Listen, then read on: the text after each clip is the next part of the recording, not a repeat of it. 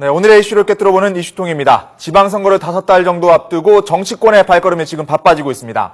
정치인들의 출마 선언이 잇따르고 있고 또 각 정당 지도부는 민생 행보에 돌입을 했는데요. 오늘의 이슈통, 이 지방선거를 앞둔 전국 상황 알아보겠습니다. 명지대학교 신율 교수 나오셨습니다. 어서 오십시오. 안녕하세요. 네. 먼저 경기도 얘기부터 해봐야 될 것 같아요. 지금 김문수 지사가 사실상 불출마 선언하면서 여기가 무주공산이다, 절대 강자가 없어졌다 이런 얘기하고 있는데 어떻게 보십니까? 근데 이제 일단은 말이에요. 제가 볼 때 이제 먼저 말씀드리고 싶은 게 뭐냐면 서청원 전 대표가 김문수 지사의 그 출마를 강력하게 요청을 했었음에도 불구하고 김문수 지사 이제 불출마 선언을 하면서 대선 가도로 이제 가겠다. 네. 지금 이렇게 얘기를 하고 있지 않습니까? 네. 근데 이제 가장 중요한 부분 중에 하나는 박근혜 대통령은 고정 지지층을 갖고 있는 대통령이라는 거예요. 그게 네. 굉장히 드문 케이스거든요. 네.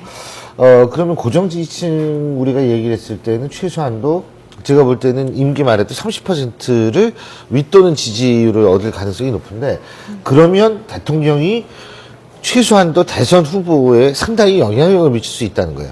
역대 대통령이 대선 후보에 그다지 큰 영향력을 미치지 못했던 이유는 지지율이 30% 밑이었거든요. 다. 한 사람도 예외가 없이.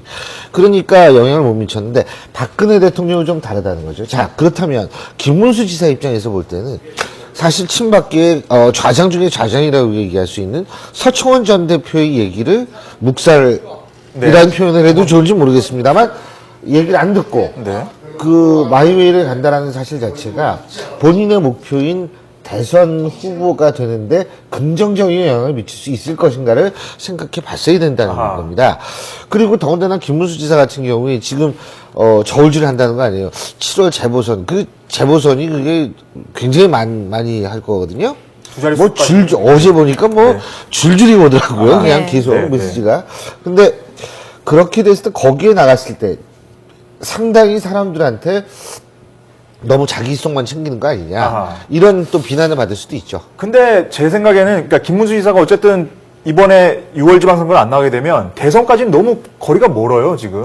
멀죠. 그 기간 동안 도대체 뭘 하고 있을 거냐라는 질문을 했을 때는 사실 그래서 재보선 가능성이 있다라는 분석들이 지금 많이 나오고 있는 것 그리고요. 같은데. 네. 그 재보선 왜 그러냐면 경기도지사 같은 경우에는 서울시장 사실 좀 비슷한데 이 중앙의 매스컴에 자꾸 각광을 받아야 되거든요. 그렇죠.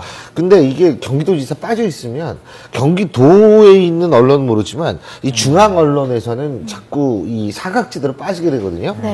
근데 국회의원을 하면 그렇지 않단 말이에요. 그렇죠. 그러니까 국회의원을 하고 싶어 하는 거죠. 그러니까 코스가 이제 그렇게 되는 거죠. 그래서 제가 볼 때는 좀 그런 측면이 작용하지 않았나 이런 생각을 하죠. 네.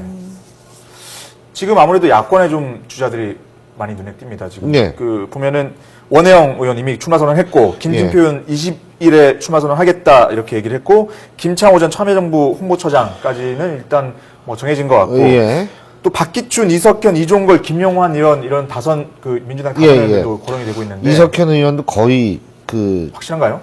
제가 진행하는 프로에 나오셔가지고 그 고민을 하고 거의 뭐 출마를 하는 거나 비슷하게 사실 선수가 많아서 국회의장도 바라볼 수 있는 선수긴 한 그렇죠.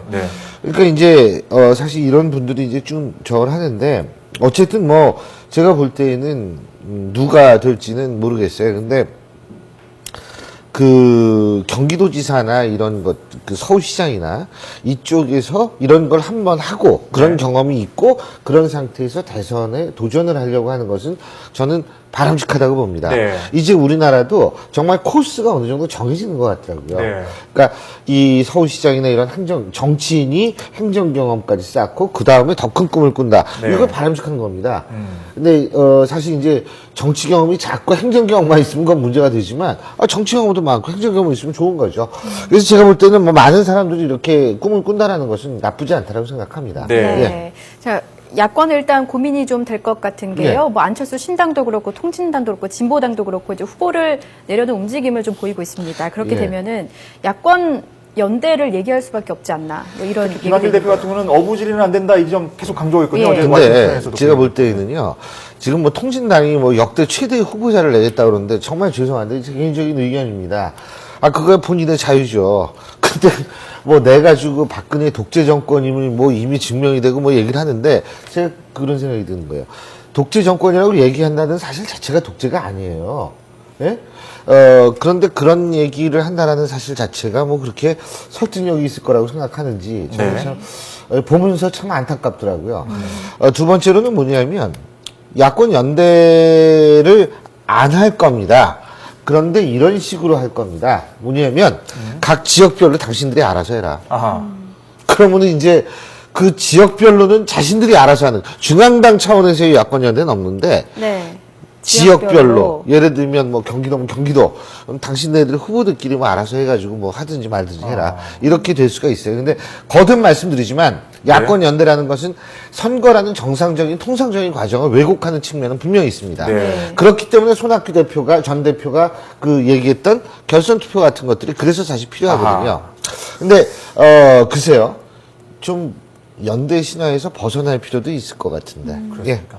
지금 뭐 그 7월 지방선거 얘기를 그러니까 재보궐선거 네. 얘기 안 할 수가 없는데 어제 근데 그 당선 무효형을 3명이 받았는데 사실 현영애 의원 같은 경우에는 새누리당에 있다가 탈당한 다음에 당선 무효형이 됐단 말이죠. 네, 근데 그쵸. 결국에는 탈당이 새누리당 출당이죠. 출당이었죠. 네. 네. 근데 결과적으로는 이게 당선 무효가 됐는데 새누리당 의석이 하나 더 늘어나게 됐어요. 왜냐하면 무소속 승계를 새누리당에서 늘진 않고요. 새누리당 의원이 한 명이 이 당선 무효형을 받았기 때문에 줄 뻔한 게 155석으로 다시 원상복귀가 이미 됐죠. 출당이 됐으니까 준 상태에서 근데 왜 그러냐면 출당이 된 상태에서요. 그 비례대표 승계권은 새누리당이 갖고 있지 않습니까? 그러니까요. 그래서 네. 어쨌든 155명이 되는데 문제는 이제 앞으로 3명이 줄줄이 날아갈 가능성이 높게 생겼거든요. 네. 네. 그럼 3명이 날아간다. 155 빼기 3이면 152죠? 네. 이게 불안한 숫자예요. 사실 앞으로 더 새누리당 입장에서 남았다는 볼 때는. 말씀이신 거죠? 그렇죠. 네. 그보다 더 만약에 재보선을 앞두고 뭔가 노림수가 있는 사람들이 뭐 저기 지방선거 나가면 예, 더 나가면 줄죠. 더 줄게 되면 새누리당도 과반 확보가 힘든 거잖아요. 그러니까 황우여 대표가 그런 얘기를 한 거예요. 예. 국회의원은 국회의원직에 아하. 충실하고. 이게 있잖아요. 이론적으로 따지면 151명이면 과반이 넘어요. 네. 근데 151명 가지고는 불안하죠. 왜? 아니 뭐 예를 들면 갑자기 뭐 감기 걸려가지고 못 나올 수도 있는 거고 네네. 이런 현상이 벌어지거든요. 그래서 새누리 입장에서 볼 때는 상당히 좀 지금 불안한 상태다. 네. 그리고 재보선 그렇기 때문에 재보선에서 이 새누리당은 정말 물러설 수 없는 싸움을 하는 거죠. 어떤 네. 면에 있어서 볼 때에는 지방선거에서 서울 수도권에 전력하는 것도 중요하지만 재보선 이 10군데가 넘을 가능성이 높은데 여기에 더 그래서 주력을 미니 할 수밖에 총선이라는 없어요. 말도 나오고. 그럼요. 예. 근데 미니 총선은요 항상 그래요. 지난번엔 4군데밖에 안 돼가지고 3군데밖에 안 돼가지고 그냥 좀 미니 총선이라는 얘기를 못했지. 네. 뭐 재보선 다 미니 근데 총선이라고. 기본적으로 그러는데요, 두 자리는 돼야 사실 기본 총선 저기 미니 총선이라고 할 수 있는 그렇죠. 거죠. 근데 어쨌든 이번에 총선 그건 굉장히 큽니다. 알겠습니다. 교수님 오늘 말씀은 여기까지 예, 드리겠습니다. 예, 예, 예. 다음 시간에는 아마 기초선거 공천 문제 얘기를 좀 해봐야 되지 않을까 그러죠. 싶은데 다음 그럽시다. 주에 뵙겠습니다. 그래요. 네, 고맙습니다. 네, 고맙습니다. 예.